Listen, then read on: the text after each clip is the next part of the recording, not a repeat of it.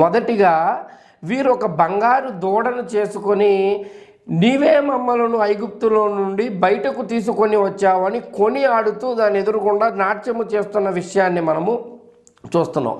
అయితే ముఖ్య విషయం ఏమిటంటే అక్కడ వారు వేరే దేవుణ్ణి ఆరాధించట్లా, వేరే దేవతను కొలవట్లే. వారు యెహోవా దేవుడికి ప్రతిరూపంగానే ఈ దూడను వారు చేయటం జరిగింది. అంటే వారు ఏమనుకుంటున్నారంటే ఒక దూడను చేసి దాన్నే యెహోవా అనుకుంటున్నారు. అసలు ఈ సందర్భం ఎందుకు వచ్చిందంటే ఇప్పుడు అప్పటిదాకా మోషే వారి మధ్యన ఉన్నాడు. మోషే మాట చొప్పున, మోషే ఆలోచన చొప్పున, మోషే నడిపింపు చొప్పున వారు ముందుకెళ్ళిపోతూ ఉన్నారు. ఇప్పుడు మోషే 40 రోజుల నుండి 40 రాత్రులు పగళ్ళు సినాయి కొండ మీద దేవునితో ఉపవాస ప్రార్థనలో గడుపుతూ ఉన్నాడు.